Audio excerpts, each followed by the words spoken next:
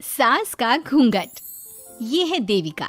देविका पढ़ी लिखी और मॉडर्न लड़की है, लेकिन उसकी शादी ऐसे परिवार में हुई है जो गांव में रहता है। भले ही ये 21वीं सदी है, लेकिन देविका की ससुराल वालों की सोच वो तो 18वीं सदी से आगे बढ़ी ही नहीं। आइए जानते हैं क्या होगा जब शहर की पढ़ी लिखी और मॉडर्न लड़की फंस जाएगी संकीर्ण मानसिकता वाले माहौल में। सागर, ये तुम्हारे गांव में सबने इतने लंबे लंबे घूंघट क्यों कर रखे हैं? और ये सब मुझे इतना घूर घूर कर क्यों देख रहे हैं? अरे यार, तुम भी घूंघट कर लो ना, इसीलिए तो देख रहे हैं सब तुम्हें। कम ऑन सागर, मैं घूंघट नहीं कर सकती। तुम्हें पता है ना मैं कौन हूँ। लेकिन देविका, मेरे पिताजी, चाचा जी, बड़े भैया और जीजा जी ने तुम्हें बिना घूंघट के देख लिया ना तो बहुत गुस्सा होंगे और न जाने कौन कौन से फरमान सुनाएंगे। घर चलो, देखा जाएगा जो होगा। सागर देविका से कई बार कहता है कि वो घूंघट कर ले, लेकिन देविका सागर की नहीं सुनती और अपने ससुराल के दरवाजे पर पहुंच जाती है। जब देविका वहां पहुंचती है तो देखती है कि उसकी सास बिमला, चाची सास कम्मो और जेठानी सुजाता ने लंबा सा घूंघट कर रखा था, पर उनकी ननद वीना ने घूंघट नहीं किया हुआ था। लेकिन हाँ, उसने सर पर सलीकी के साथ दुपट्टा जरूर ओढ़ा हुआ था। सागर अपनी पत्नी को सबसे मिलवा रहा होता है, तभी सागर के पिता जोगिंदर बोलते हैं, सागर, तूने बहू को इस घर के तौर तरीके नहीं समझा। हमारे घर की औरतें बिना घूंघट के किसी पर आए मर्द के सामने नहीं आती और तू इसे ऐसे ही ले आया। पिताजी, मैं समझा दूंगा। वो नई नई शहर से आई है ना, इसलिए उसे पता नहीं है। सागर की बात सुनकर उसके चाचा जी महेंद्र बोलते हैं, ये बात तो तुझे गांव में कदम रखते ही अपनी बीवी को समझानी चाहिए थी। हमारा गांव में बहुत नाम है। तेरी बीवी ऐसे गांव भर में घूमेगी तो क्या इज्जत रह जाएगी हमारी। ये बोलकर जोगिंदर और महेंद्र वहां से चले जाते हैं। शाम को घर की सारी औरतें खाने की तैयारी करती है। खाना तैयार हो जाता है, लेकिन घर की कोई भी औरत खाना नहीं खाती। बहुत रात हो जाती है, तब देविका कहती है, सासू माँ, खाना बने हुए तो देर हो गई, रात भी बहुत हो गई है, हम लोग खाना क्यों नहीं खा रहे हैं? अरे बहू, ये क्या बोल रही हो? हमारे यहाँ घर की औरतें तब तक खाना नहीं खाती जब तक घर के मर्द खाना ना खा ले। लेकिन इतनी देर हो गई, आप सबको भूख नहीं लग रही क्या? तभी देविका की जेठानी सुजाता कहती है, लग तो रही है, लेकिन यहाँ की यही रीत है, ये निभानी तो पड़ेगी ना। भाभी जी, ये रीत नहीं है, औरतों को प्रताड़ित करने का एक तरीका है। अगर इस घर के आदमी पूरी रात नहीं आए तो पूरी रात खाना नहीं खाओगी क्या? देविका ये बोलकर सीधा सागर के पास जाती है। सागर उसे समझाता है, देविका, यहाँ ऐसा ही होता है, तुम थोड़ा सब्र कर लो, पिताजी और चाचा जी आते ही होंगे, फिर हम सब खाना खाएंगे। सागर देविका को समझा ही रहा था, तभी देविका की ननद वीना आकर कहती है, सागर, खाना खाने आ जाओ, पिताजी और चाचा जी आ गए हैं। चलो देविका, तुम्हारा इंतजार खत्म हुआ। सागर खाने के लिए बैठ जाता है। जब सब खाना खाने बैठते हैं तो देविका भी बैठ जाती है। सागर धीरे से उसे कहता है, अरे देविका, ये क्या कर रही हो? तुम इस तरह हमारे साथ खाना नहीं खा सकती। मगर क्यों सागर, मुझे भूख लगी है, सब लोग खा रहे हैं तो मैं क्यों नहीं खा सकती? ये हमारे घर का नियम है, पहले घर के आदमी खाते हैं और बाद में औरतें। लेकिन सागर, हमारे घर में तो ऐसा कोई नियम नहीं है। देविका और सागर में बहस छिड़ जाती है। तब सागर का बड़ा भाई कहता है, सागर, तेरी बीवी को एक बार में समझ में नहीं आता क्या कि इस घर की औरतें मर्दों के खाना खाने के बाद ही खाना खा सकती है? भैया, मैं देविका को यही समझा रहा था। मुझे तो लग रहा है कि इसके दिमाग में कोई बात ही नहीं बैठती एक बार में। भैया, मेरे दिमाग में बात तब बैठेगी ना जब आपकी बात कोई ढंग की होगी। अरे आखिर क्यों घर की औरतों को आप लोगों की बात खाना मिलेगा? हाँ, अब से पहले घर की किसी औरत ने घर की किसी मर्द से इस लहजे में बात नहीं की थी, इसलिए वो सब देविका की बात सुनकर हैरान रह गए।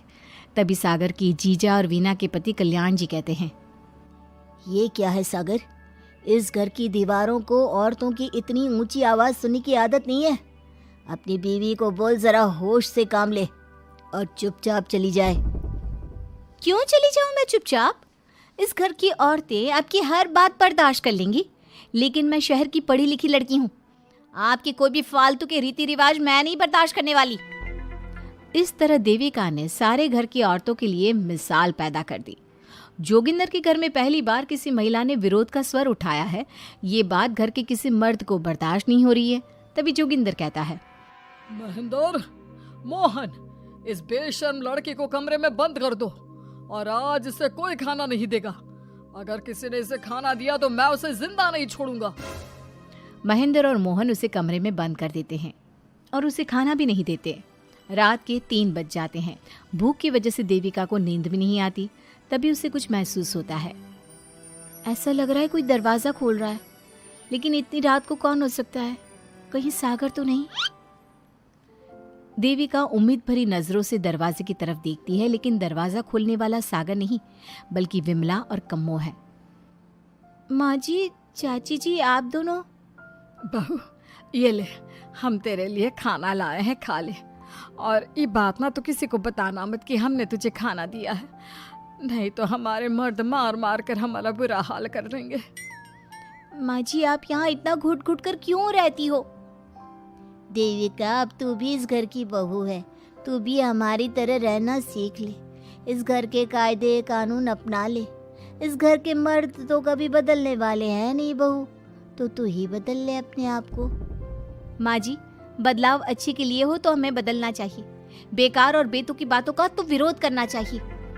दोनों ने देविका को समझाने की कोशिश की, लेकिन देविका ने उल्टा उन्हें ही समझा दिया।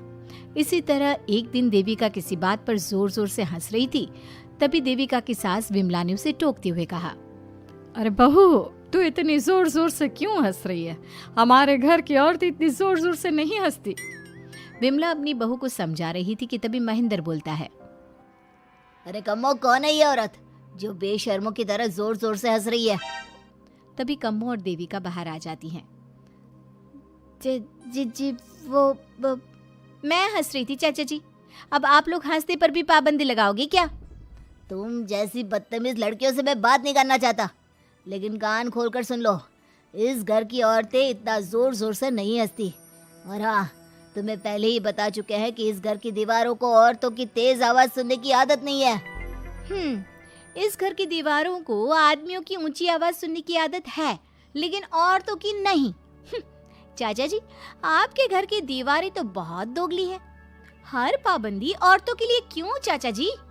औरतें ये नहीं कर सकती, औरतें वो नहीं कर सकती। औरतें सांस ले सकती है या उस पर भी पाबंदी है? चुप हो जाना बहू, मत बोल और घूंघट कर ले। ये तेरे चाचा ससुर है, थोड़ा तो लिहाज कर। कम्मो के समझाने पर भी देविका चुप नहीं होती। वो महेंद्र से ऐसे ऐसे सवाल पूछती है जिनका जवाब उसके पास होता ही नहीं। महेंद्र गुस्से से सागर को आवाज देता है। महेंद्र की आवाज सुनकर घर के सभी आदमी बाहर आ जाते हैं। जी चाचा जी, आपने बुलाया? अपनी मुंह जोर बीवी को यहाँ से ले जाने तो कुछ अनर्थ हो जाएगा। क्या हुआ चाचा जी? तेरी बीवी जिस तरह से मुझसे बात कर रही है, छोटे बड़े की तमीज नहीं है इसे। कम से कम 7 दिन तक ये कमरे से बाहर नहीं निकलनी चाहिए। अगर इसे मैंने कमरे से बाहर देख लिया तो किसी की खैर नहीं, समझे? पर मैंने कुछ गलत नहीं बोला। सागर, जो सच है मैंने वही कहा है।